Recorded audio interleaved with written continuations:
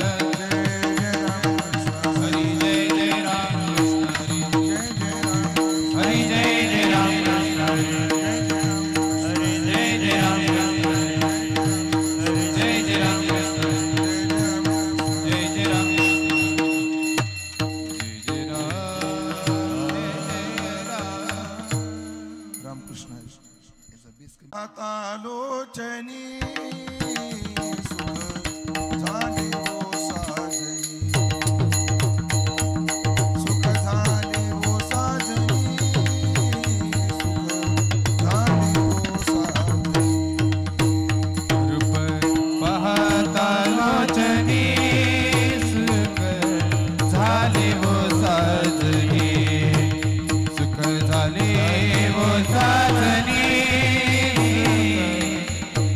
वो साजनी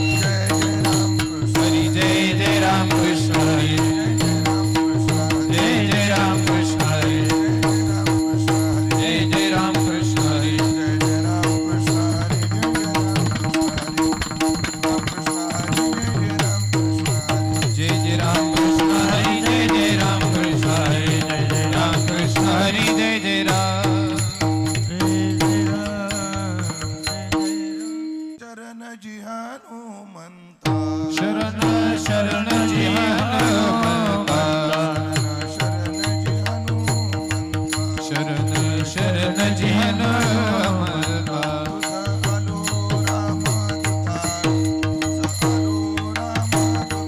तुझ आलो रामदूता तुझ आलो रामदूता तुझ आलो रामदूता तुझ आलो रामदूता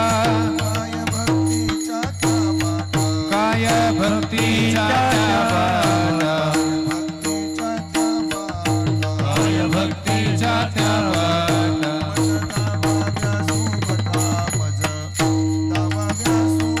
मज दाबाव्या सुभटा मज दाबाव्या सुभटा मज दाबाव्या सुभटा मज दाबाव्या सुभटा शुर आणि शुर शुर आणि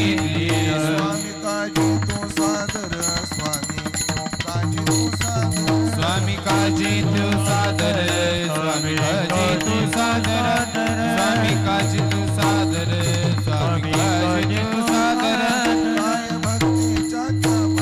काय भक्तीच्या त्या बाटा काय भक्तीच्या त्या बाटा मज दाबाव्या सुभटा मज दाबाव्या सुभटा मज दाबाव्या सुभटा मज दाबाव्या सुभटा तुका मनी रुद्रा तुका मनी रुद्रा अंजनीची या कुमरा अंजनीची या कुमरा अंजनीची या कुमरा अंजनीची या कुमरा काय भक्तीच्या त्या बाटा काय भक्तीच्या त्या बाटा मज दाबाव्या सुभटा मज दाबाव्या सुभटा मज दाबाव्या सुभटा मज दाबाव्या सुभटा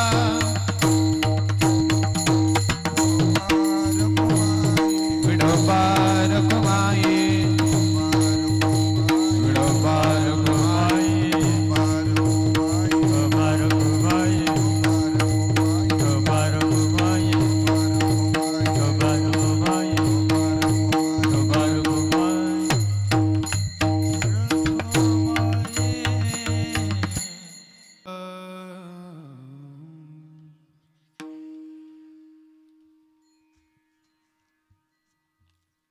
शरण शरण जी हनुमंता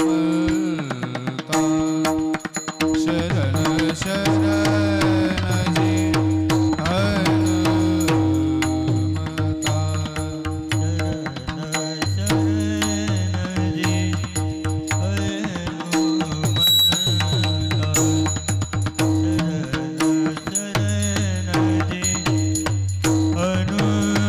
हनुमंता शरण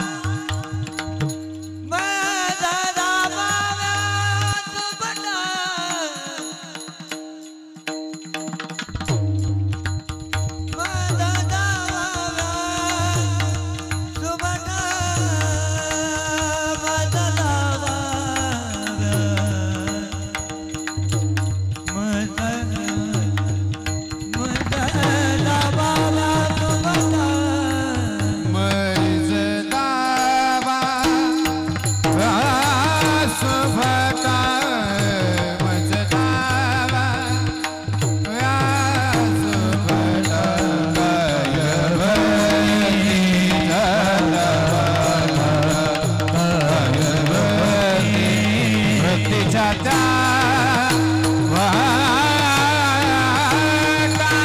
विठ्ठल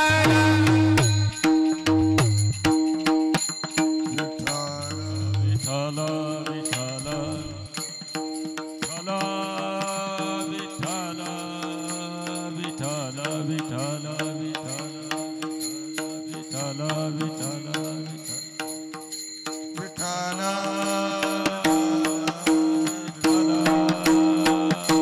टाळी वाजवा भजन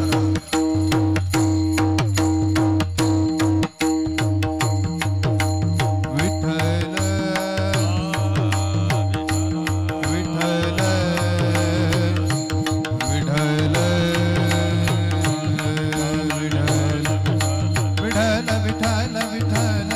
विठ्ठल विठ्ठल विठ्ठल विठ्ठल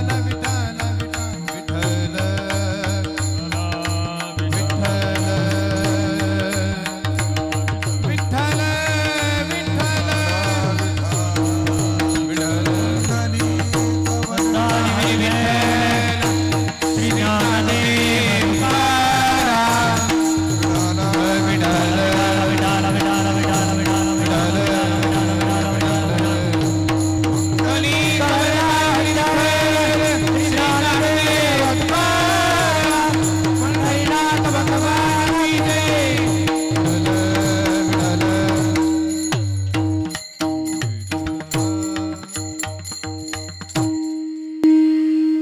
शरण शरण जी हनुमंता शरण शरण जी हनुमंता तुझ आलो रामदूता काय भक्तीच्या त्या वाटा मज दावा व्यासुभटा शूर आणि धीर स्वामी काजी तू सादर काय भक्तीच्या त्या वाटा मज दावा व्यासुभटा तुका म्हणे रुद्रा अंजनीची या कुमारा काय भक्तीच्या त्या वाटा मज दावा व्यासुभटा पांडुरंगा करू प्रथम नमन पांडुरंगा करो प्रथम नमन प्रथम नमन पांडुरंगा करो प्रथम दुसरी चरण संताजिया दुसरे चरण संताजिया दुसरे चरण संताजिया चकुपादाने कथेचा विस्तार चकुपादाने कथेचा चकुपादाने कथेचा विस्तार बाबाजी सद्गुरुदास तुका बाबाजी सद्गुरुदास तुका बाबाजी सद्गुरुदास तुका मनोजव मारुत तुल्य वेगम जितेंद्रियं बुद्धिमतां वरिष्ठं वातात्मजं वानरयूथ मुख्यं श्रीरामदूतं शरणं प्रपद्ये तया माझे दंडवत तया माझे दंडवत तया मारे दंडवत तया मारे दंडवत तया माझे दंडवत तया माझे दंडवत तया मारे दंडवत तया मारे दंडवत हे कपी कोळी हनुमंत कपी कोळी हनुमंत तया माझे दंडवत तया माझे दंडवत कपी कोणी हनुमंत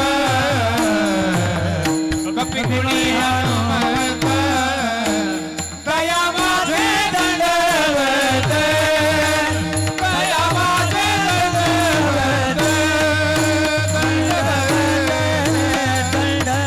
यदक्षरमानाख्येयम् आनन्दमज केवलम् श्रीमन्निवृत्तीनाथेति ख्यातं दैवतमाश्रये सेवे लागी सेवक झालो तुमच्या लागलो निज चरण अहो स्वामी तुकया देवा यावरी न करावा अभेर संपाद्य ज्ञानंच विदाय भक्तिं विलोकितोयेन समाधिराज वैराग्यवन्तं सुविचारयुक्तं नमामि जोगं शिरसा गुरुंतं जयांचे केलिया स्मरण होय सकळ विद्यांचे अधिकरण तेच वंदो श्री चरण श्री गुरूंचे ते नमस्कारूनि आता शरण शरण जी हनुमंता तुझ आलो रामदूता काय भक्तीच्या त्या वाटा मज दावाव्या सुभटा सेवेकरता निवडलेला अभंग संत श्रेष्ठ जगद्गुरु श्री तुकाराम महाराज यांचा 4 चरणाचा अत्यंत गोड सुंदर असा अभंग असून या अभंगातून जगद्गुरु श्री तुकोबारायला हनुमंतरायच्या भक्तीचं मार्गदर्शन विचारतात. विठाला विठाला विठ्ठल विठ्ठल विठ्ठल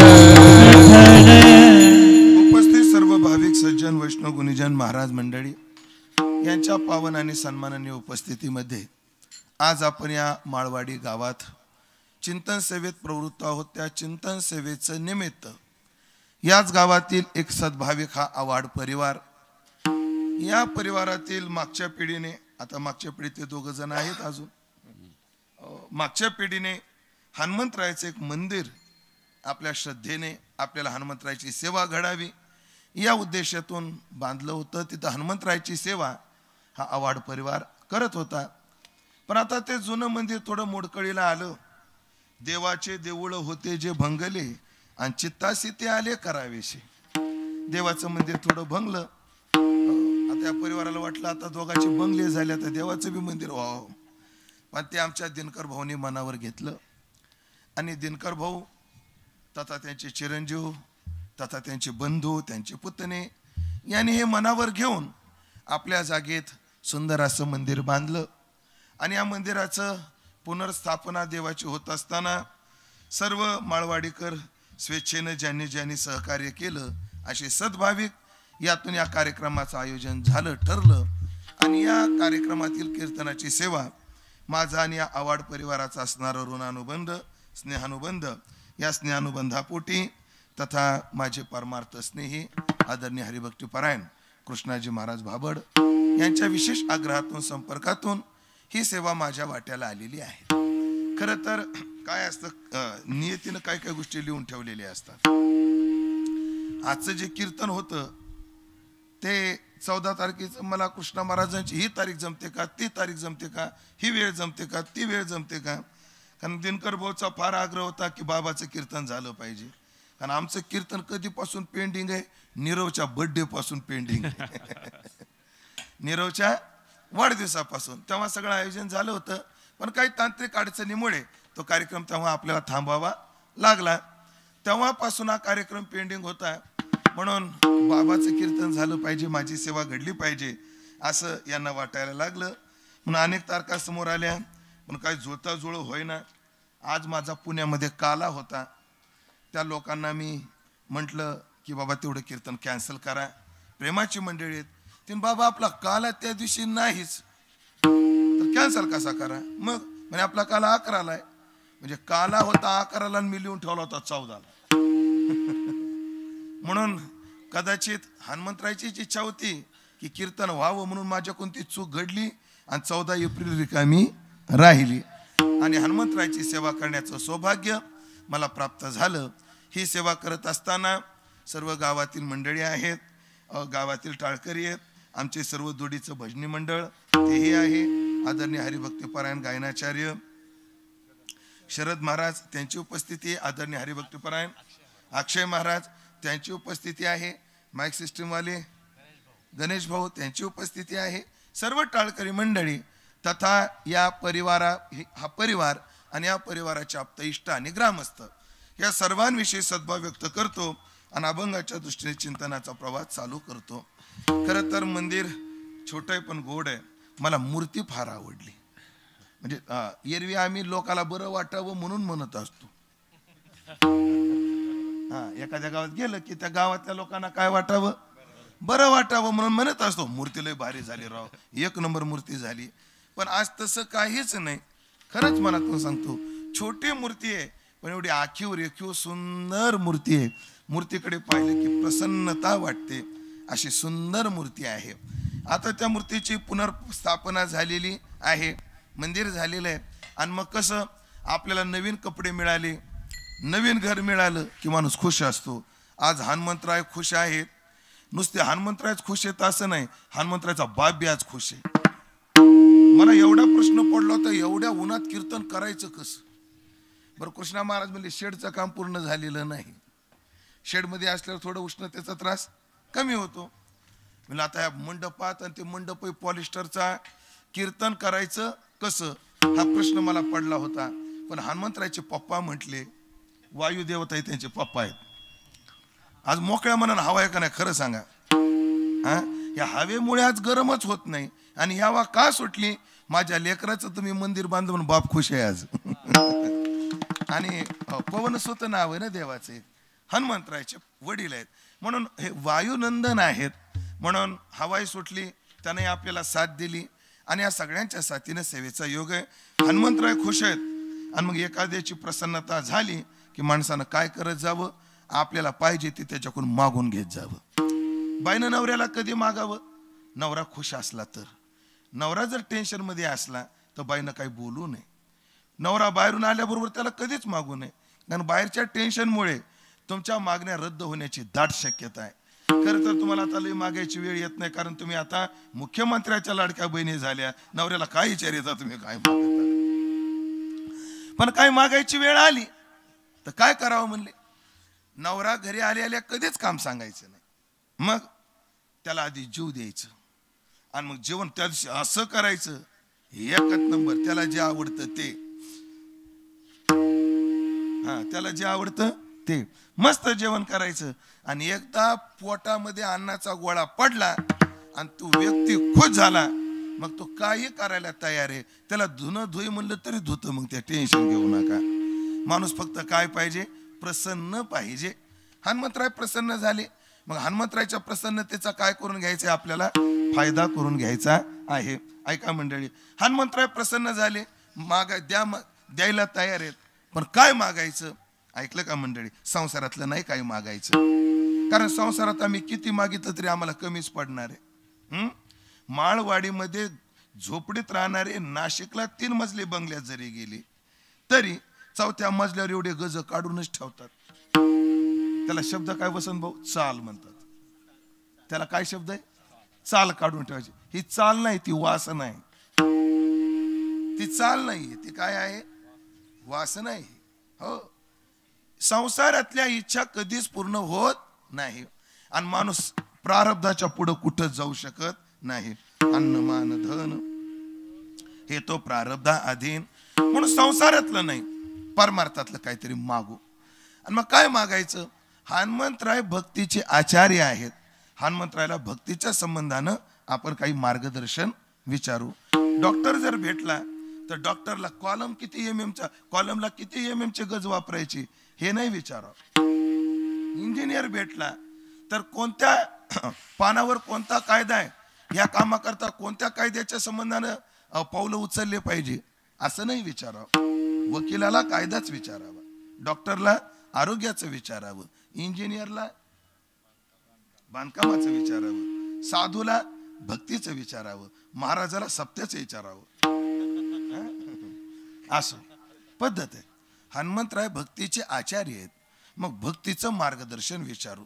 काय बरं, आम्ही भक्ती करतोय पण आम्हाला भक्ती येते अशा भ्रमात आपण राहू नये. विठाला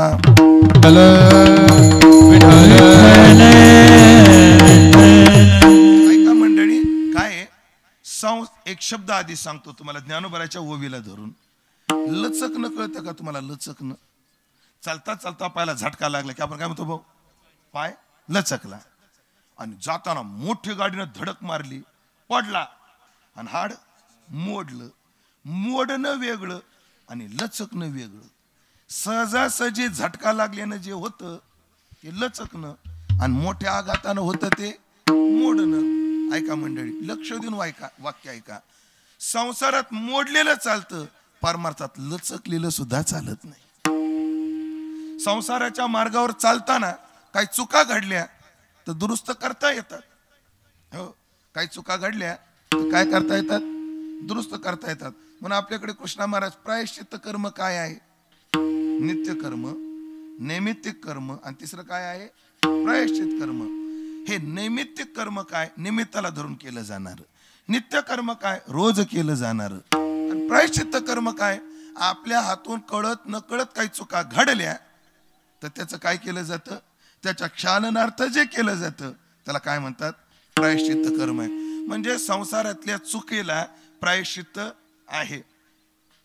त्या चुका दुरुस्त करता येतात. पण परमार्थामध्ये एक वाक्य आधी बोलतो, मग अजून सोपं जाईल.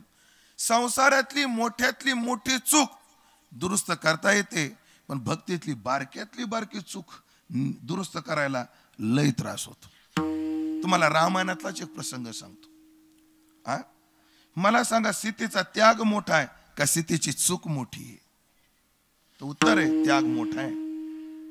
साड्याच्या पेठाराला लात मारली सीतेने, दागिन्याच्या डब्याला लात मारली सीतेने, पंच भोगाला लात मारली सीतेने, पंच पक्वानाला लात मारली, अष्ट भोगाला मारली, सगळ्याला लात मारली आणि सीता रामाबरोबर वनामध्ये गेली. काय त्याग आहे? मायबाप सोडले, सासरे सोडले, राज्य सोडलं, शय्या सोडली, गादी सोडली आणि गावता झोपाय गेली. हो, इरकल पैठण्या घरी टाकून दिल्या आणि वलकल नेसू लागली है ना. पंचपक्वान्न सोडलं आणि कंदमुळं खाऊ लागली. डागदागिने सोडले आणि वनातली फुलं लावत होती. अभ्यंग सोडलं आणि डोक्याला जे भेटल ते लावत जटा वळून निघाली. किती मोठा त्याग आहे. करीत नाही तेवढ्या, हो, पण तेवढी त्यागी सीता आहे. मग चूक केवढी आहे, चूक केवढी आहे. काय नाही, एके दिवशी हरिण चाललं होतं. मावशो, हरिण सोन्याचं होतं का सोन्यासारखं होतं? माता मौल्यानं विचारतोय. सोन्याचं नव्हतं ना? बर. मग आज कीर्तन झालं, जेवण आहे वाटतं, पुऱ्याचा वास यायलाय मला. जेवण करता करता सहज असं चिंतन करत जेवण करा. आज सोन्यासारख्या हरणावर लक्ष गेलं तर रावणाने उचलून नेलं. मग जिचं लक्ष प्युअर सोन्यावर आहे, बघा बा आपला आपला विचार. हरिण गेलं, नाथा इकडे या. काय ग सीते, मला ते हरिण पाहिजे. सीतेला हरिण कशासाठी पाहिजे होतं? काय शिवायची होती? चोळी. जर आताच्या परिभाषेत बोलू का, चोळी शिवायची होती. कोणाला? सीतेला. मला सांगा माता मौल्यानो, साड्याच्या पेठाराला लात मारली, हा त्याग आहे. आणि चूक काय? चोळीचं कापड. चोळीला कापड लागतं किती? 70 पॉइंट, 80 पॉइंट. एखादी माझ्यासारखी नाजूक असेल तर 1 मीटर. ह्याच्या पुढे काय लागत? म्हणजे भक्तीमध्ये एवढी सुद्धा चूक. तेवी लचकली या तिठी. सीतेचं लक्ष लचकलं आणि तेवढ्या चुकीनं सीतेला रावणाकडे जावं लागलं. तुम्ही असं समजू नका सीतेला 6 महिन्याचंच दुःख आहे. त्या चोळीच्या क्षणापासून राहिलेलं अख्खं आयुष्य सीतेचं दुःखात गेलंय.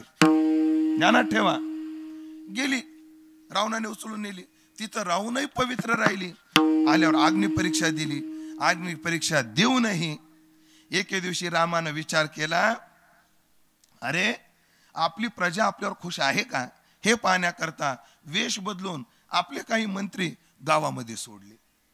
आणि एका घराच्या भिंतीच्या आड एक मंत्री उभा होता आणि नवरा बायकोचे भांडण चालले होते. धोबी आपल्या बायकोला मारत होता. कारण धोब्याची बायको 2 दिवस झालं बाहेर गेलेली होती. आणि जेव्हा ती रात्रीच्या वेळी आली, तो धोबी बायकोला मारत, चल हो माझ्या घराच्या बाहेर, घरात घेणार नाही. कोण म्हणत होता? तो धोबी म्हणत होता, हो घराच्या बाहेर, घरात घेणार नाही. ती म्हणली, का हो, दुसऱ्याच्या घरात राहून आलेली बायको घरात गेला मी का राम आहे का? आणि वाक्य रावणा आपलं त्या मंत्र्याच्या कानावर आलं. नाईलाजाने त्याला रामाला सांगावं लागलं. आणि धोबीने धोबन धमकाई, धोब्यानं धोबीला धमकावलं. हे कानावर आलं आणि तेवढ्या वाक्याने सीतेचा त्याग रामाला करावा लागला. मग त्यानंतर वनवास चालू झाला की नाही? एवढी सुद्धा भक्तीतली चूक चालत नाही. मग एक आहे, आपल्या हातून काही चुकू नये याच्याकरता बाया युट्यूबवर व्हिडिओ पाहून पाहून रेसिप्या करतात. आपल्याकडून काय होऊ नये, चूक होऊ नये. कीर्तनात सुद्धा वया पाहून पाहून, युट्यूबचे कीर्तन ऐकून ऐकून. आता वया पाहून चुकून म्हणलो मी. आमची पिढी ग्रंथ पाहून कीर्तन करत होती, आता व्हिडिओ पाहून कीर्तन करण्याचं युग आले. असं चूक घडू नये. मग या करता आपल्या हातून भक्तीच्या मार्गातली चूक घडू नये या उद्देशातून तुकोबाराय हनुमंतराकडे प्रवृत्त झाले आणि भक्तीचं मार्गदर्शन विचारू लागले. पण आपली संस्कृती काय सांगते पहा, जेव्हा एखाद्याकडून एखादं ज्ञान मिळवायचं असतं तेव्हा कोण्या प्रक्रियेनं गेलं पाहिजे. ते ज्ञान पैगा बरवे जरी मनी अति आणावे तरी संताया भजावे सर्वस्वेशी. संतांना भजलं पाहिजे, ज्ञान पाहण्या पाहिजे असेल तर. मग ज्ञानातलं असो, ज्ञान कर्मातलं असो, ज्ञान भक्तीतलं असो किंवा ज्ञान व्यवहारातलं असो. आता कृष्ण महाराज तुम्ही मृदंग कोणाकडे शिकले? कोष्टी महाराजाकडे शिकले. तुम्ही कोष्टी महाराजाकडे गेल्याबरोबर कोष्टी महाराज द्या बरं 2-4 बोल असं म्हणले? नाही म्हणले. तुम्ही मला म्हणू शकता बाबा त्या अभंगात चिंतन काय सांगा बरं, आम्हाला म्हणता तुम्ही, आमचं जाऊ द्या, आमचं जाऊ द्या. पण कोष्टी बाबाकडे जेव्हा तेव्हा एवढा अभ्यास आहे आमचा कृष्ण. एके दिवशी त्याला 7 वाजता कीर्तन करायचं होतं, ते 6 वाजता मला चिंतन विचारित होता. आणि ती गाडी चालू होता. काय सांगत होतं काय माहिती नाही, कृष्णाचं झालं होतं. गोष्टी मग गेल्यावर काय, ते ज्ञान पैगा बरवे जरी मनी अति आणावे तरी संता या भजावे सर्वस्वेसी. काय केलं पाहिजे? पहिली प्रक्रिया सांगितली, तनु मनु जीवे चरणाशी लागावे. आधी काय केलं पाहिजे? नमस्कार केला पाहिजे. नंतर अगर्वता करावे दास्य सकळ. मग गुरुची सेवा केली पाहिजे. आधी गुरुला शरण गेलं पाहिजे, नंतर गुरुची सेवा केली पाहिजे. शरण जायचं, सेवा करायची, आणि मग अपेक्षित आपुले तेही सांगतील. मग जे आपल्याला पाहिजे ते सांगतील. पण कधी सांगतील? पुशिले आपण विचारलं पाहिजे नेमकं काय. ही जर शास्त्रीय बैठक असेल तर या बैठकीला धरून जगद्गुरु तुकोबाराय आधी शरणागती करतात, नंतर सेवा करतात, आणि नंतर देवाला हनुमंतरायाला प्रश्न विचारतात. त्यामध्ये शरणागतीची भाषा पहिल्या चरणात. शरण चरणाची हनुमंता, शरण चरणाची हनुमंता, शरण चरणाची हनुमंता, शरण चरणाची हनुमंता. शरण शरणाची हनुमंता, शरण शरणाची हनुमंता, शरण शरणाची हनुमंता, शरण शरणाची हनुमंता. मानो रामदूता, तुम्हाला रामदूता, तुम्हाला रामदूता, तुझा तो रामदूता. काया भक्तीचा वाटा, काया भक्तीचा वाटा, काया भक्तीचा वाटा, काया भक्तीचा वाटा. तुझ आलो रामदूता, तुझ आलो रामदूता, तुझ आलो रामदूता, तुझ आलो रामदूता. काय भक्तीच्या त्या वाटा, काय भक्तीच्या त्या वाटा, काय भक्तीच्या त्या वाटा, काय भक्तीच्या त्या वाटा, भक्तीच्या. मग सगळ्यात आधी शरणागती. हो, तनु मनु जीवे चरणाशी लागावी. सेवा पाहिजे महाराज. सेवा केल्याशिवाय या जगात मेवा मिळतच नाही. शरणागतीशिवाय, नम्रतेशिवाय काही मिळत नाही. नम्र झाला भूता, नम्र झाला भूता,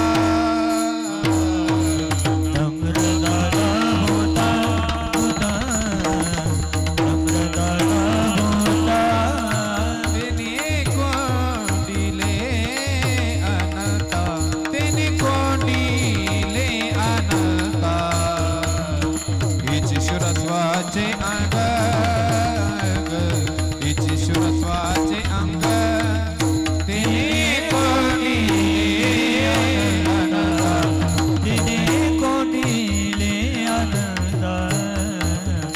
ईश्वरत्वाचे अंग ईश्वरत्वाचे अंग. माणसानं नम्र असावं, शरणागती करावी, पण कोणाची करू नये. कोणाची करू नये. नम्रता लाचारीतला फरक सांगतो तुम्हाला. दिसायला सारख्या आहेत, नम्रता आणि लाचारी दिसायला सारख्या आहेत, पण अंतर खूप आहे. स्वार्थापोटी जी शरणागती केली जाते ती लाचारी आहे, आणि आत्महिता करता केलेली शरणागती ही नम्रता आहे. अजून पहा, कोणाला भी नाही. हा, ते काय आहे, मी लहान होतो, बारीकही होतो, तर ते संस्थेत होतो मी पहिल्या दुसऱ्या वर्षाला. तर आमच्या तात्याजवळ एक श्रीमंत माणूस यायचा, त्याचे 4-5 पेट्रोल पंप, म्हणजे अगदी गडगंजे श्रीमंत. मग ते आला एक दिवशी वारीला आनंदीत, आणि मला ए उमेश इकडे. कोण? तो श्रीमंत. ए उमेश इकडे म्हणले. म्हणलं बोला ना. काय नाही, गाडीतून माझी बॅग आण म्हणे.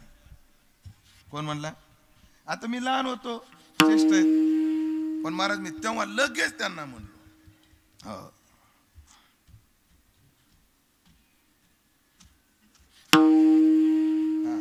आले का फिरून?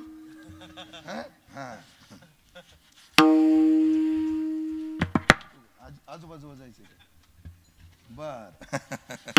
असं इकडं पहा. मला म्हटले उमेश नाही बॅगा. मी उठलो, मी आणायला गेलो, पण लगेच त्यांना म्हणलं इकडे पहा म्हणलं, शेठ तुम्ही माझ्यापेक्षा वयानं ज्येष्ठ आहात, तुम्ही वारकरी आहात. वारकरी म्हणून तुमची नुसती बॅग नाही, आंघोळ करा, अंडरपॅन्ट बी पिळतो, पण संपत्तीच्या गुरमी सांगत असले तर जागचा उठतच नसतो म्हणतो. नम्रता वेगळी आणि लाचारी वेगळी. कोणाच्या पुढे डोकं नाही वाकव, ते योग्यतेचं असावं. म्हणून ते शब्द लय गुढे. जी शब्द काय? शरण शरण जी. हे जी आहे ना, जिर जिर जी नाहीये, हा जी लय महत्वाचा आहे. जी म्हणजे मोठे महाराज. ओम नमोजी आद्या शिवजी आहे ना. मोठ्याला आदरवाचक ते काय केलं जातं? लावलं जातं. छत्रपती शिवाजी, छत्रपती धर्मवीर संभाजी, बाबाजी, हे लावलं जातं. जी म्हणजे मोठे. हनुमंतरायला मोठे म्हटलंय, हनुमंतरायला महाराज म्हटलंय. हनुमंतराय कशात मोठे आहेत? हनुमंतराय सगळ्याच गोष्टीत मोठे आहेत.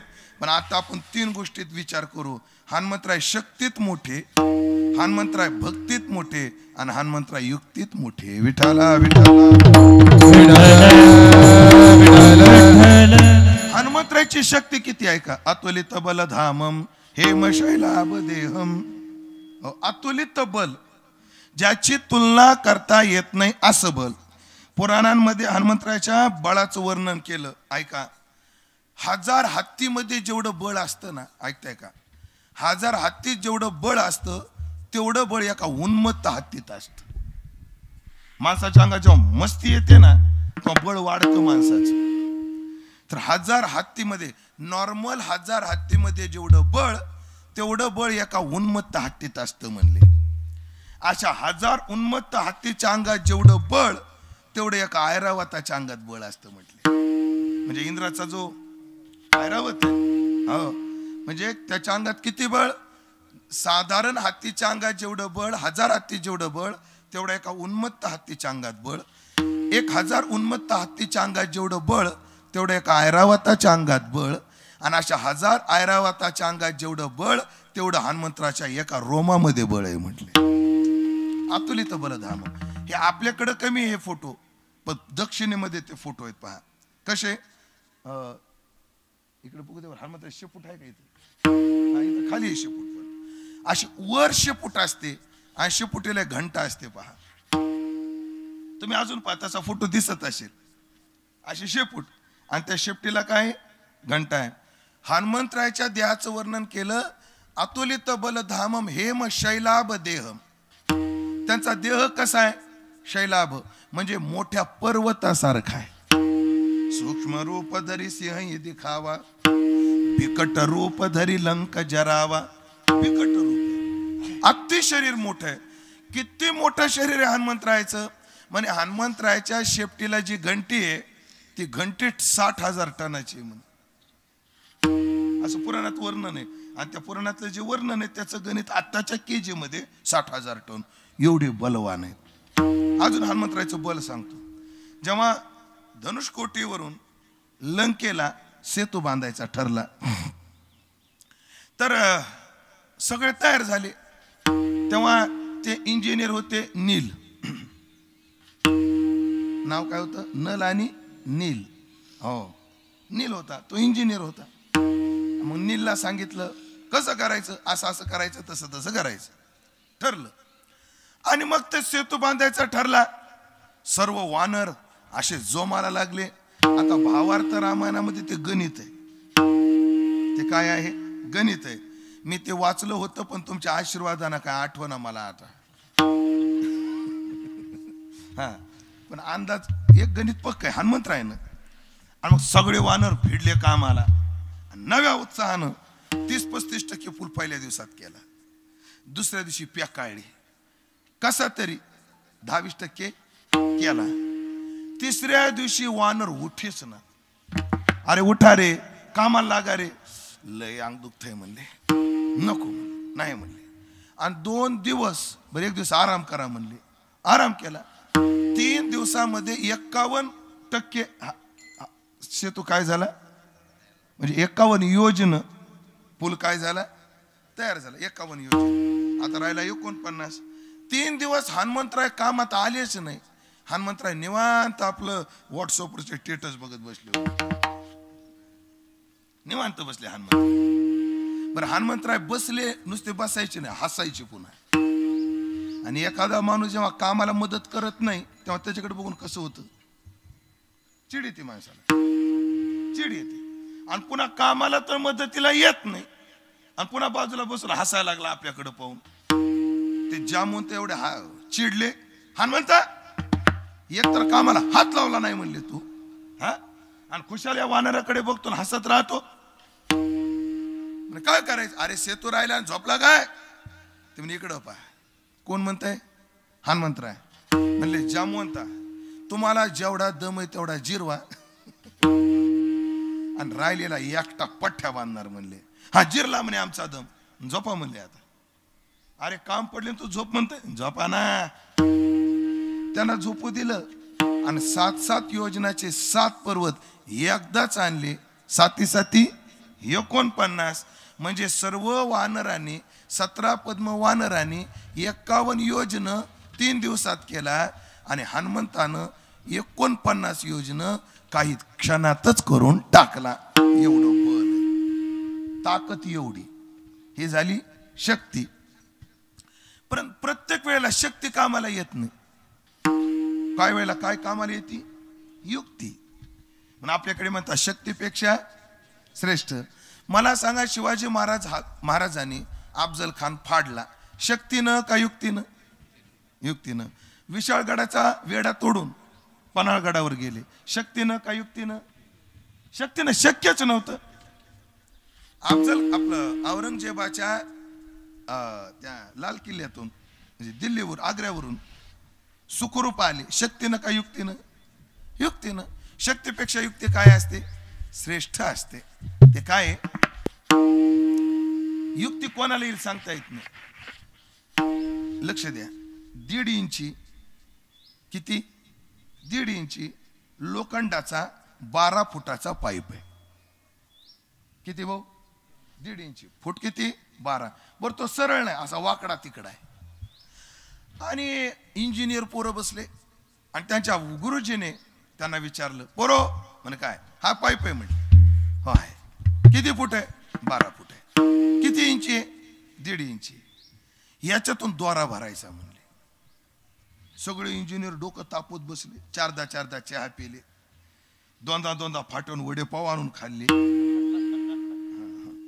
पण त्यांना काही सुचच ना. आणि गुरुखी तिथून चालला होता. त्यावेळेस साहेब लय टेन्शन मध्ये दिसताय. जाय रे मुले, तू तुझं काम कर, आमचं आम्हाला टेन्शन. आपण काम काय? अरे काय तू दिवा लावणार आहेस म्हणले? हा असाचा पैप आहे, ह्याच्यातून दोरा भरायचा. प्रश्न पडलाय कसा भरायचा? तार असती तर घालता आली असती, पण दोराच भरायचा आहे आणि दोऱ्यानंच भरायचा आहे. तेवढे काय अवघड आहे त्याच्यात? हा अरे 12वी झाल्यावर किती वर्ष असतात इंजिनिअरिंगची? 12वी नंतर 4, म्हणजे 4 आणि 12 16. आणि 16 वर्ष घातलेत आम्ही शिक्षणात. आमचं डोकं चाललं ना, आणि तुझं चालतंय वय नाही. पण द्या ना म्हणे एक चान्स, घे म्हणजे. ते बाजूला गेलं, त्याने उंदराचं पिल्लू पाहिलं त्या गुरख्याने, आणि त्या उंदराच्या शेपटीला द्वारा बांधला. त्याला इकडं हुसकून ते डुडू डुडू डुडू डुडू करीत तिकडून निघालं. भरला म्हणे द्वारा, काढा 500 रुपये. त्याने दिले का नाही मला माहित नाही, पण शक्ती का युक्ती आहे? युक्ती आहे. आता हनुमंतराची युक्ती आहे का? हनुमंतरात युक्तीत कसे आपल्याला हनुमंतराय सांगायचे. हनुमंतराय युक्तीत कसे? ते रावणानं कुंभकर्णाला उठवलं, झोपलेला होता कुंभकर्ण. युद्ध जेव्हा चालू झालं तेव्हा रावणाला काहीच माहित नाही आपल्या भावानं काय प्रताप केला आणि बायको कोणाची पळून आणली. ते झोपलेला, तो 6 महिने झोपलेला असायचा. कोण? कुंभकर्ण. बरं, कुंभकर्णाची झोपायची उठायची वेळ झालेली, पण उठवायचं कोणी? मग अनेक उपाय केले आणि कुंभकर्णाला जाग केलं. कुंभकर्णाने विचारलं का उठवलं? म्हणे राम रावणाची युद्ध चालू झालं. म्हणे राम दशरथाचा पोरगा? हो. अरे एवढा चांगला माणूस आपल्या नादाला लागणार नाही? चांगला माणूस आहे तो, कस काय लागला? काय नाही म्हणले, त्याची बायको मी उचलून आणली. कोण म्हणते? नालाय का? आधी आहेत ना म्हणले 80,000 तुला, कळतं तुला काय? देऊन टाक म्हणले त्याची बायको. नाही म्हणले, आता तो माझ्या युगो प्रतिष्ठेचा विषय झालाय म्हणले, आता नाही म्हणले. जिथं टेकल तिथं टेकल म्हणले. काकरी करता एकर गेला तरी चालल म्हणले. आता विषय कशाचा झालाय? प्रतिष्ठेचा झालाय म्हणले. म्हणे मग जा युद्धात. तुला सांग का रावणा, तू मा मोठा भाऊ आहे, पण मोठे चुकत नाही असं कोणी सांगितलं? मोठे चुकत नसतात. एक मोठा महात्मा चुकला तर त्याचे दुःख आजही भारत भोगतोय. आणि ती मोठ्या महात्म्याची छोटी चूक आहे पाकिस्तान आणि भारताची फाळणी. मोठ्या माणसाच्या बारक्या चुका सुद्धा मोठ्या घातक असतात. असं म्हणतात बाबा, आपल्याला काही अभ्यास नाही. फाळणी महात्मा गांधी थांबवू शकले असते, पण त्यांचा नाईलाज झाला. काय झाला असेल? एक आपल्याला काय बोलायला काय लागतं आता त्यांच्या मनालाच माहिती. तेव्हा ते कोण्या विचारात होते. जाऊ द्या, विचार ऐका. आणि युद्धात जेव्हा आले तो कुंभकर्ण मरच ना. हनुमंतराने बिभीषणाला बोलवलं. हनुमंता, बिभीषणा इकडे म्हणले का? हा कुंभकर्ण मरत कसा नाही म्हणले. असा नाही मरायचा म्हणले. ते वाटोळ केले आपलं. मरत कसा नाही कुंभकर्ण? म्हणजे या कुंभकर्णाला एक वरदान आहे म्हटले. काय? शत्रूची पाठ पाहिल्याशिवाय कुंभकर्ण मरत नाही. कुंभकर्ण कधी मरल?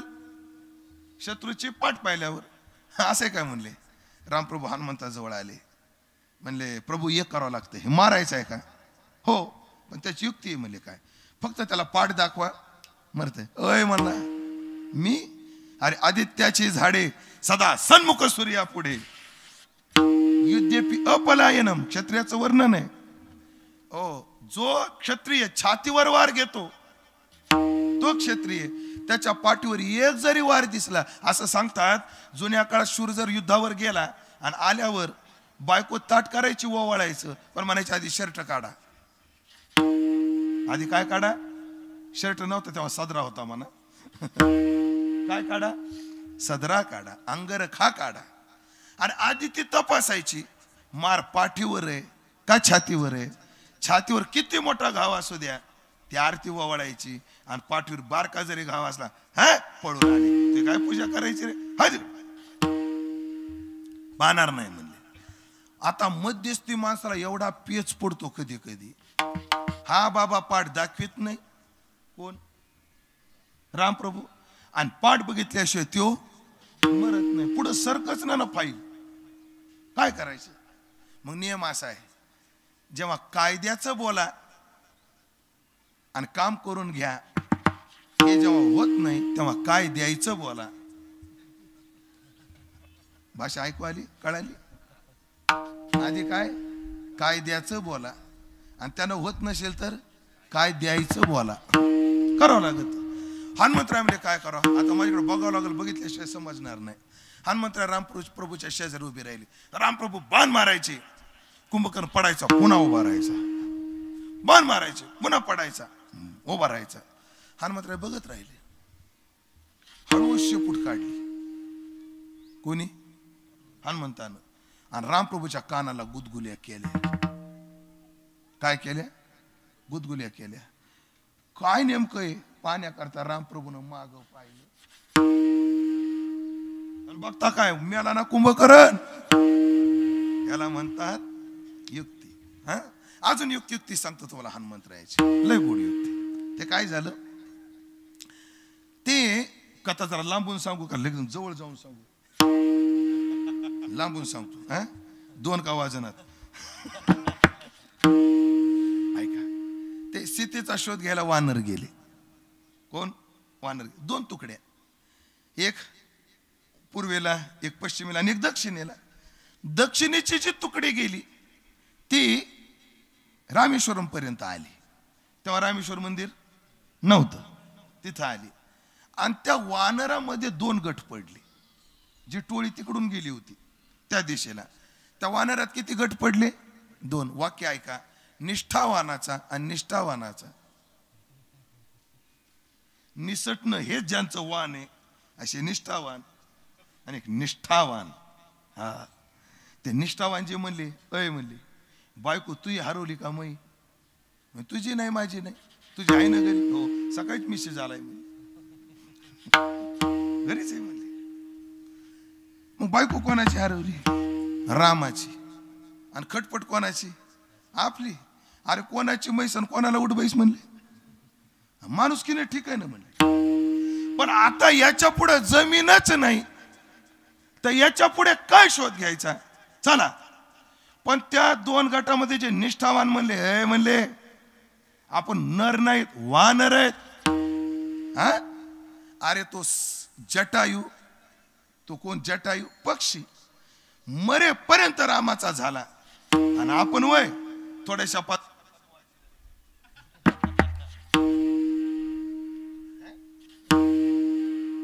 आणि जटायू असं नाव ऐकलं, आणि भुयारामध्ये एक पक्षी बसलेला होता, त्याचं नाव संपाती. त्याचे पंख जळालेले होते. ते रांगत रांगत बाहेर आलो. ओय ओय म्हणले, काय जटायू गेला? गेला. म्हणे तू कोण? म्हणे संपाती. कोण संपाती? म्हणे जटायूचा भाऊ. हे जन्माला आले जटायू संपाती, आणि मस्तीमध्ये गेले. कोण सूर्याला शिवून येतं पाहू म्हणले. आणि दोघं कुठं निघाले? जटायू आणि संपाती सूर्याकडे. जटायूच्या लक्षात आला आता पुढे गेले की पंख जळतील. जटायू माग सरकला. शहाणी माणसं असंच आहे, डिपॉझिट जप्त होण्यापेक्षा अर्ज माग घेतील. आपली इज्जत बी राहते, सगळंच राहते. पण अहंकारी कोण? संपाती. पुढे गेला जळाले पंख. आणि मग सूर्यानं सांगितलं तुला पंख परत येतील जेव्हा तू स्थितीचा पत्ता सांगशील. माझा भाऊ गेला, शोक केला. आम्हाला बाबा काळजी करू नका, मला दूरदर्शन आहे. स्वर्गीचा आलोच ऐके, समुद्रा पैलाडीकडील देखे. मला दूरचं दिसतं आणि मी सांगतो सीता लंकेत आहे. लंकेत आहे, चला आता लंकेत शोधायची सीता. सुग्रीवा मार उडी, 50 योजन जाईल मला. नील अंगदा मार उडी, 75 योजन जाईल मला. नाही माफ करा, नल नील मारा उडी, 75 योजन जाईल. अंगदा मार उडी जाईल म्हणले. माझी उडी पडीकडे जाईल पण पुन्हा वापस यायला अवसान नाही राहायचं म्हणजे. मग काय फायद्याचे ते गबी? मग सगळे म्हणले ज्या म्हणतात तुम्ही मारा उडी. अरे तर नेबांड तुम्ही, आता म्हाताऱ्याला उड्या मारायला येता काय म्हणले?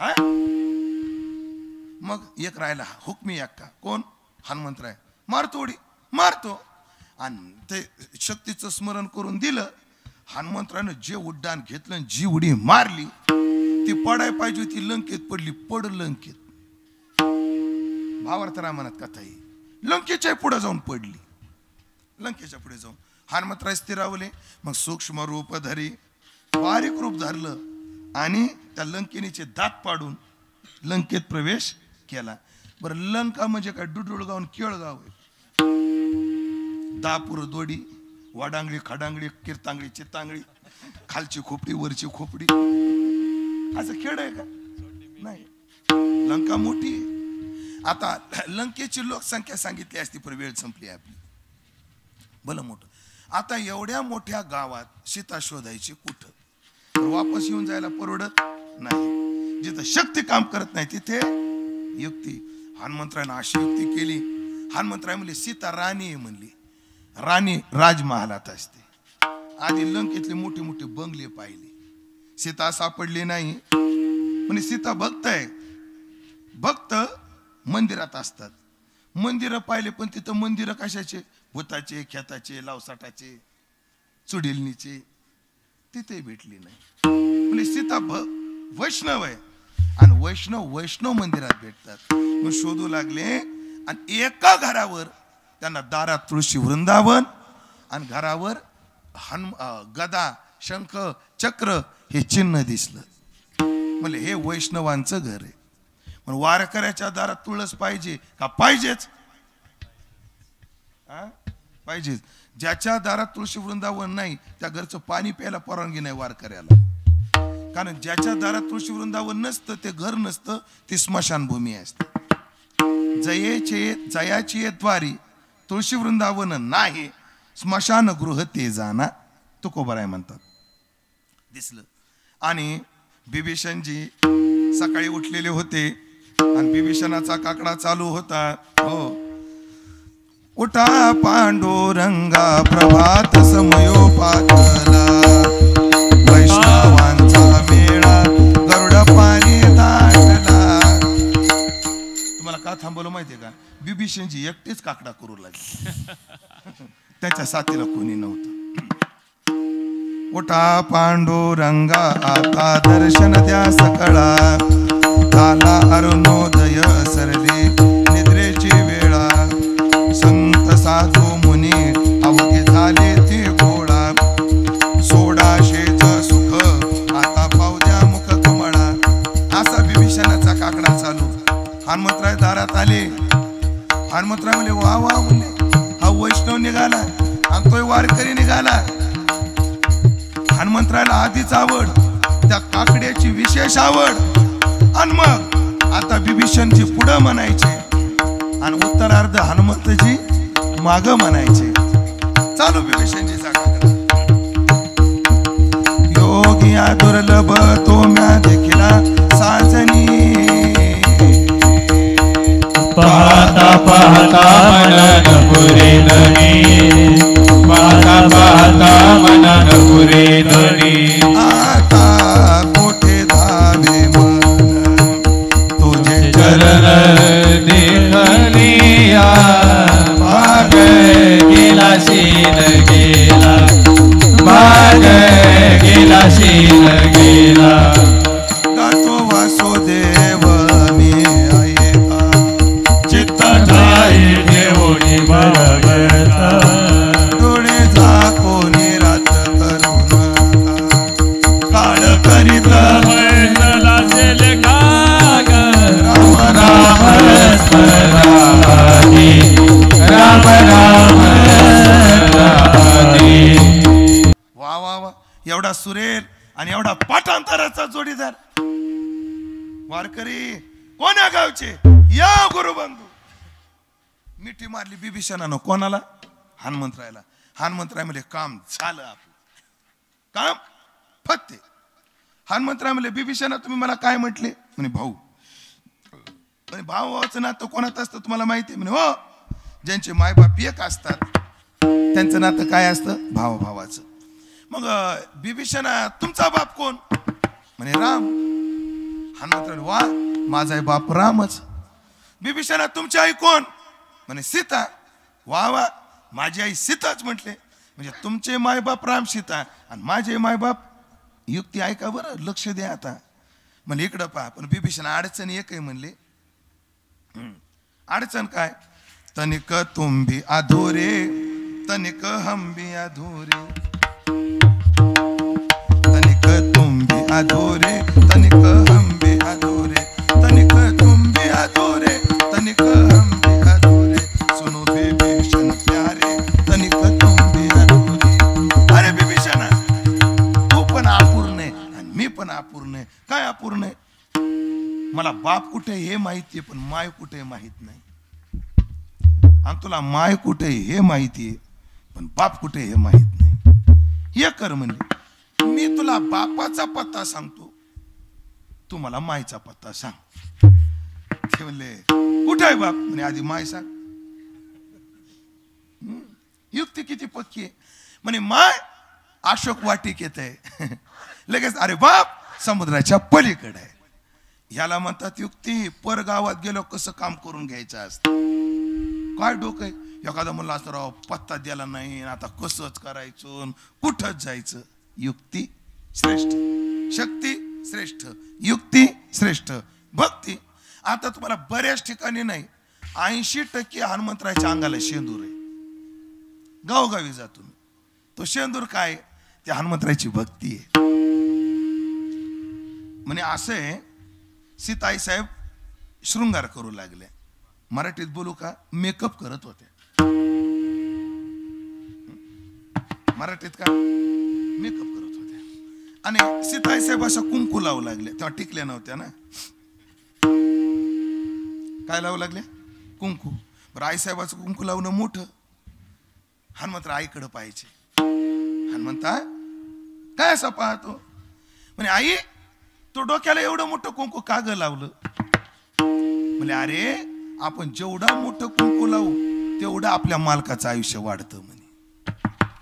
मला त्या दिवशी कळालं आजकाल माणसं लवकर का मारायला लागली. जुने माणसं टिकत होते. खरंय का कुठे? असे बाईनं दिव्याचं आणि हळदी कुंकाचं दान दिलं पाहिजे सौभाग्य वाढण्याकरता. आपल्याकडे बघा कोणताही कार्यक्रम असो कुंकू आहे का नाही? बायला काय लावलं जातं? कुंकू. सुवासनीनं कुंकू लावलंच पाहिजे. तिनं कंटाळा नाही करायचा. पण आता बायनं त्याच्यात बी शॉर्टकट काढला. जुन्या बाया अशा अंगठ्या कुंकू घ्यायच्या आणि लावायच्या. आता तसं नाही करत. कधी आल्या तुम्ही? काय काय तुला हुशार. ते हात खाली घ्यायला वर यायला त्रास होतो. दोन एकात हळदीत एक बोट आणि कुंकात एक बोट वडीत येतात. आणि तिथे गेलं एकदा असं टुचुक टुचुक. जस काय ते अँड्रॉइड मोबाईल असं. आता पहा बरं एवढं कुंकू लावल्यावर मालकाचं आयुष्य वाढतं. हो. हनुमंतराय बाजूला गेले आणि सगळ्या अंगाला शेंदूरच लावला.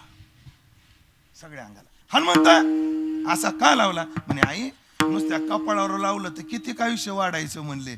सगळ्या अंगावर लागलं माझ्या देवाचं आयुष्य वाढल म्हणले. सगळ्या अंगावर शेंदूर लावून घेतला. आणि मग ऐकलं का रामाची एवढी कीर्ती काय? कारण सगळ्या अंगावर हनुमंतानं शेंदूर लावलाय म्हणून. असो एवढी भक्ती श्रेष्ठ. म्हणून जी शरण शरण मी तुम्हाला शरण आहे. आता 8 तास घेतो. चारी कोपरे काढून देतो. शरण शरण 2दा का? काही माणसं शरण येतात पण शरण येत नाही.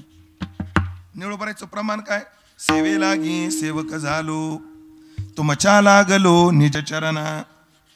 सेवक का झालो? सेवे लागी. काही सेवक होतात तारखा लागी, काही सेवक होतात पैसा लागी, काही सेवक होतात प्रतिष्ठे लागी.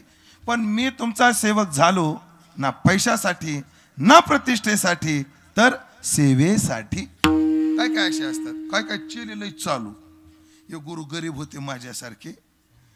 गरीब होते बेचारे. त्यांचं असं झोपडं होतं महाराज. काय होतं? झोपडं. त्याच्याकडे गाय होती. पण त्या गायला निवाराही नव्हता. गाय अशी बाहेर बांधली. गुरुजी झोपले झोपड्यात. शिष्य झोपला असा खाली. पाऊस पडायला लागला आणि गुरुजी म्हणले शिष्याला अरे रामू नाव बरे का बदलायचं? रामू बरं आहे ना? रामू आणि काय बाबा, अरे आपल्याकडे निवारा नाही गायला. मग बाहेर जाण गाय सोड म्हणले. तिला जिथं निवारा भेटल तिथं जाईल म्हणले ती गाय. आता चेल्यानं उठायला पाहिजे का नाही, पण याचा विचार सगळ्याची दोन तरंग झालेली. चेला म्हणला गुरुजी, एक बद्ध जीव दुसऱ्या बद्ध जीवाला काय मुक्त करणार? एक संसाराला बांधलेला दुसऱ्याला जीवाला काय सोडणार? गुरुजी, बांधले सोडीत, बुडाले काढीत, साकडे फिडीत अर्थाची याच्यासाठी तुमचा अवतार आहे. तुम्हीच उठान गाय सोडा. आणि बघ आता काय गुरुलाच उठून गाय सोडावं लागली. अशी चालूच येली. असा नाही, शरण शरण सर्वांगाने शरण आहे. जी हनुमंता, हनुमंत नाव काय? हनुमान, हनुमंतो, हनुमंत. भगवान, भगवंतो, भगवंत असा शब्दाचा द्वान प्रत्यंत प्रश्न.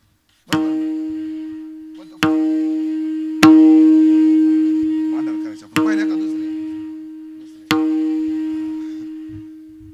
भगवान, भगवंतो, भगवंत. हनुमान, हनुमंतो, हनुमंत. बहुवाचन. हनुमान हा मूळ शब्द आहे. हनुमान म्हणजे काय? ज्याच्या हानूला इंद्रानं आघात केला हनुमंतातून असं बसलंय ते काय?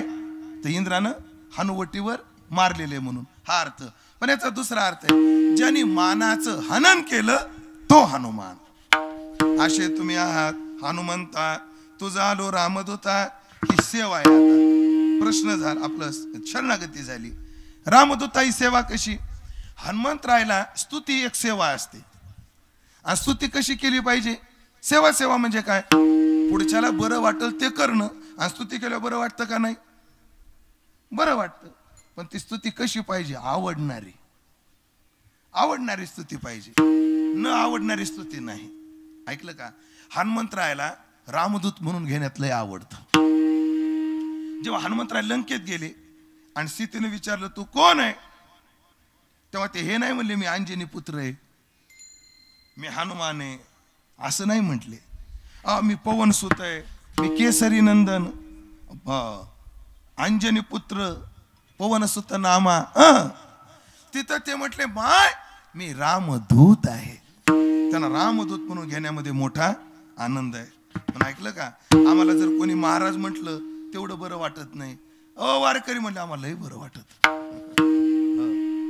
असं आहे ते. आवडीचे शब्द असतात काही काही. रामदूता, तुझं आलो रामदूता, अशी शरणागती झाली, सेवा झाली. अपेक्षा काय? काय भक्तीचा त्या वाटा, काय भक्तीचा त्या वाटा, काया भक्ती दादा वाटा, काया भक्ती दादा वाटा. मज दावा व्यासोभता, मज दावा व्यासोभता, काय भक्ती दादा वाटा, काय भक्ती दादा वाटा. काय भक्तीच्या त्या वाटा. कृपा करून आम्हाला भक्तीच्या वाटा सांगा. आम्ही तुम्हाला का विचारतो? कारण तुम्ही सुभट आहात, बोलण्यात चतुर आहात. किती चतुर? दुसऱ्याच्या गावात जाऊन त्याचाच भाऊ फोडणं सोपी गोष्ट आहे का? रावणाच्या लंकेत जाऊन सोडलं. असे तुम्ही आहात. हो, मज दावाव्या सुभटा, चूक घडू नये पण आम्हाला मार्गदर्शन करा. आता ऐकलं का दिनकर भाऊ? मंदिर बांधलं आपण, सेवा चालूच आहे, वादच नाही. पण मंदिर बांधल्यावर जिम्मेदाऱ्या कमी होत नाहीत, वाढतात. काय होतात? वाढतात. त्या देवाची रोज काय झाली पाहिजे? सेवा. मंदिर बांधणं सोपं का सेवा करणं सोपं? अगदी बरोबर. हे कार्यकर्ते मंडळी आहेत. हा, सध्या मंदिर बांधायला काही लागत नाही. लोकांकडे लय पैसा झालाय. हा, आमच्या पाकिटात भरीत नाहीत पण काय झालं? नाही नाही, लय देतात महाराज, लय देतात. आपली पोटच मोठे झाली त्या लोक तरी काय करतील? लोकांनी सत्य करावं का नाही करावं? हा ना, पोट मोठे झाले अशी अडचण आहे. भुका लय झाली आमच्या. बघा, आणि आमच्या भुका का झाल्या? तुम्हीच वाढिले. तुम्हीच वाढिले. कशा वाढिले? 70 वाला आणता आणि आम्हाला 5 देऊन वाटायला होतं, म्हणजे भुका नाही वाढायच्या का आमच्या? असो, जाऊ दे. विचार काय सांगू लागले मी? काय सांगू लागलो? आपल्या थापटा काय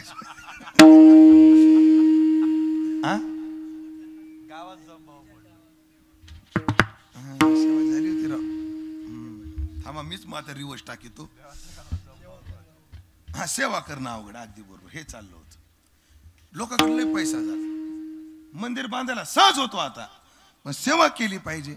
मग हनुमंतराया, आज तुम्ही या माळवडीमध्ये आहात, आधीचे आहात, पण आता नवीन घरात आहात. आम्हाला तुमची भक्ती कशी करावी कळत नाही. तुमची भक्ती आमच्याकडून कशी करून घ्यायची ते तुम्हीच ठरवा आणि आम्हाला मार्गदर्शन करा. काय भक्तीच्या त्या वाटा मज दावा व्यास सुबटा. पुन्हा तुम्ही कसे आहात? शूर आणि धीर. तुम्ही शूर आहात, धीर आहात. शौर्य आहे आणि धैर्य आहे. काय लोकांकडे शौर्य असतं पण धैर्य नसतं. आता माझ्यासमोर मिलिटरी म्हणून आता चिवून बसले बघा. हो, घरदार सोडून मिलिटरीत जायला शौर्य लागतं, पण त्या सीमेवर युद्ध जेव्हा चालू असतं तिथं दटून राहायला धैर्य लागतं. नाही तर माणसं वारीला मोठ्या अवसानानं येतात. कुठं? पुण्याला, आळंदीला पहिल्या दिवशी नाचतच जातात. मग पुण्यामध्ये 2 दिवस मुक्काम असल्यामुळे काय वाटत नाही. पुन्हा सासवडला 2 दिवस मुक्काम, काय वाटत नाही. जेजुरी 17 किलोमीटर, काहीच वाटत नाही. वाल्याला दुपारी दिंडी जाऊन पोहोचते, काहीच वाटत नाही. लोणंदला 2.5 दिवस किंवा 2 दिवस, 1.5 दिवस, काहीच वाटत नाही. आणि जेव्हा लोणंदून दिंडी निघती, मग तिथं टॉप पडतो. लोणंदला काय पडतो? टॉप पडतो. कृष्णा महाराज लोणंद म्हणे, आता वसंत भाऊ ऐका, लोणंद पर्यंत पालामध्ये वास कसा येतो? पाऊंड्स पावडर, संतूर साबण. कुठपर्यंत? लोणंद पर्यंत. लोणंदच्या पुढं झेंडू बॉम्ब, मू.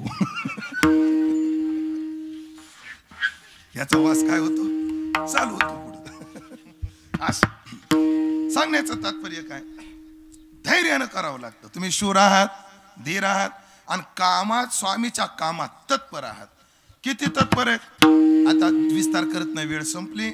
जेव्हा गेले आणि त्या वाटिकेचा उद्ध्वंस केला, तो जंबूमाळी होता. तिथे इन्चार्ज कोण होता त्या बागेचा? जंबूमाळी. जंबूमाळी होता. त्या जंबूमाळीनं काय केलं? रावणाला कळवलं. म्हणले एक माकड आले. माकडा करता माकडले करामती म्हणले. मग मेघनाथ गेला, नागपाशात बांधलं आणि कुठं बसवलं? रावणा पुढे बसवलं. आता माझ्याकडे बघा, स्वामी काजी तत्पर काय असते माझ्याकडे पहा. काम एकच सांगितलं होतं, सीतेचा शोध घेऊन ये. पण स्वामी काजीची तत्परता कशी असते त्याला उदाहरण देतो. त्या अकबराचा मुख्यमंत्री होता बिरबल, आणि बेगमचा एक भाऊ तिथं होता. त्या बेगमला वाटायचं माझ्या भावाला मुख्यमंत्री करावं, पण ते लायकीचं नव्हतं. कोण? ते बेगम वशिल्याचं होतं, पण काय नव्हतं? लायकीचं नव्हतं. पण बेगमला सांगता येईना. बायकोला सांगणं लय अवघड असतं म्हण. खरंय का? नाही, मला अनुभव नाही म्हणून विचार. कृष्ण महाराज कसं काय अनुभव घ्यायचा बी नाही ना आपल्याला. नाही, सगळ्या काय तुम्ही ब्रह्मचारी अवघड असतं बायकोला समजावून. मग बिरबलानं काय केलं, अकबरानं काय केलं? एका दिवशी काही व्यापारी असे चालले होते. बेगम बसलेली होती. त्या बेगमच्या भावाला बोलवलं. इकडे रे म्हणले. म्हणे काय? जाय व्यापारी कोण आहेत बघून ये. ते गेले. कोण आहेत तुम्ही? व्यापारी आहेत. तांदळाचे. काय नाही म्हणले, तांदळाचे व्यापारी आहेत. बर, कुठून आले, कुठं चालले? विचार. गेले. कुठून आले? म्हणे आंध्रातून. कुठं चालले? मुंबईला. काय? तांदूळ आहे. परत जाऊन विचार, कोणता तांदूळ आहे? तो परत गेला. कोणता तांदूळ आहे? म्हणे कोलम. तिकडचा कोलम प्रसिद्ध. म्हणे कोलम तांदूळ आहे. जाऊन विचार, काय रेट आहे? काय भाव आहे? म्हणे 50 रुपये किलो.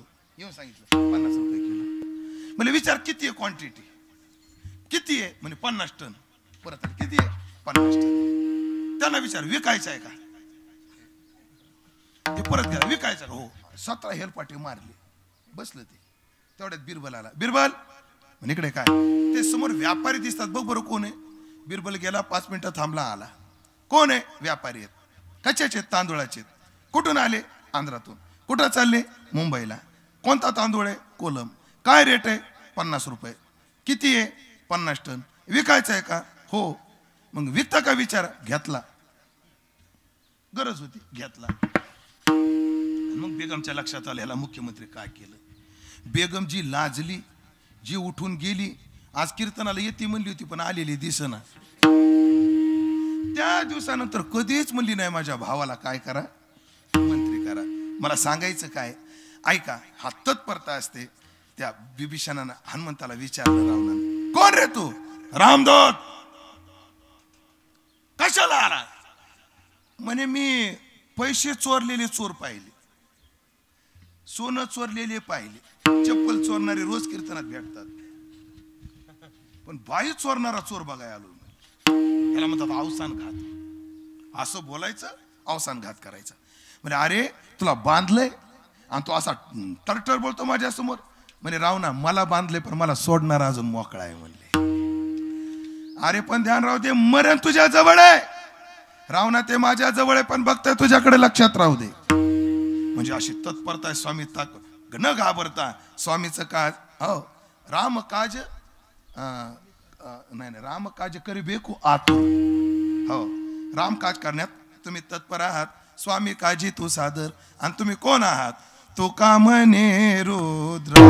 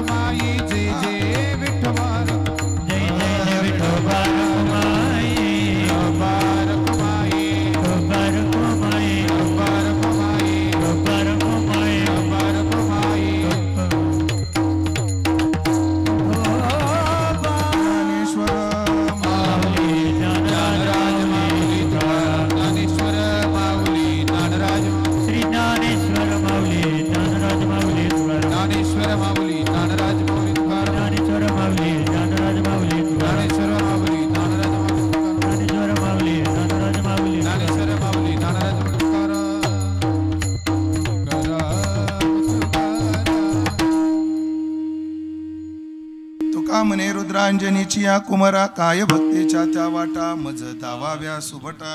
तू म्हणेल हे इतका जवळ का आमचा चेला आहे बाबा, सांभाळावं लागत. तुम्ही रुद्र आहात. रुद्र म्हणजे साक्षात शंकराचे अवतार आहात. शंकर सुवन केसरी नंदन तेज प्रताप महाजगबंधन. शंकराला विचारलं का हो तुम्ही माकड योनीमध्ये काय जन्म घेतला? तर उत्तर दिलं, माणूस म्हणून जन्माला आलो असतो तर भजन करायचं म्हटलं की आंघोळ करावं लागली असती.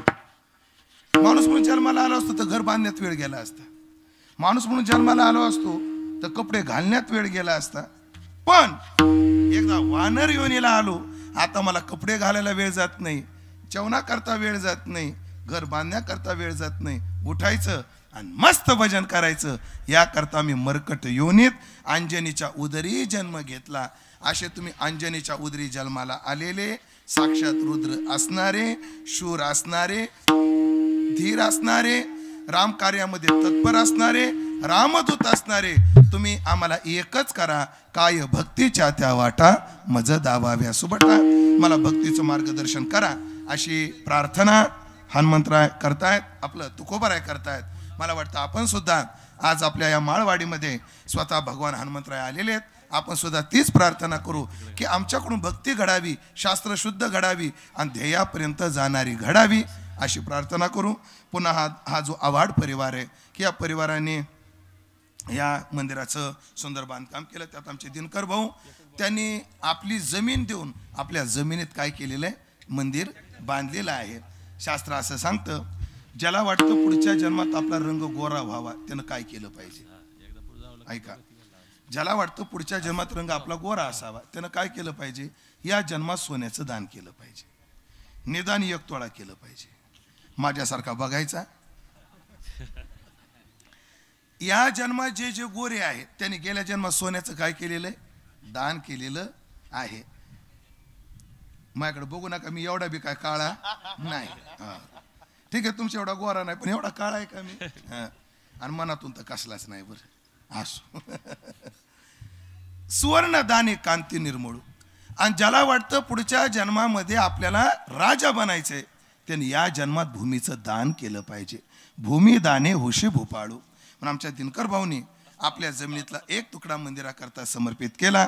आपल्या मला वाटतं मगाशी बाबांनी सांगितलं की जेव्हा पहिलं मंदिर झालं तेव्हा आवड बाबांनी कीर्तन केलं, बरोबर ना? पांडुरंग बाबा आवड आपले ह्याचे पाटोळ्याचे, त्यांनी कीर्तन केलं आणि त्यांनी अभंग घेतला होता, माझ्या वडिलाची मिरासी गा देवा तुझी चरणसेवा पांडुरंगा.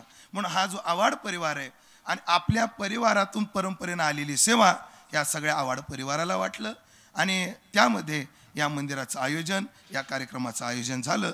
त्यात कीर्तनाच्या सेवेला येण्याचा योग आला म्हणून झालेली सेवा, त्यामुळे तुमचं दर्शन घडलं.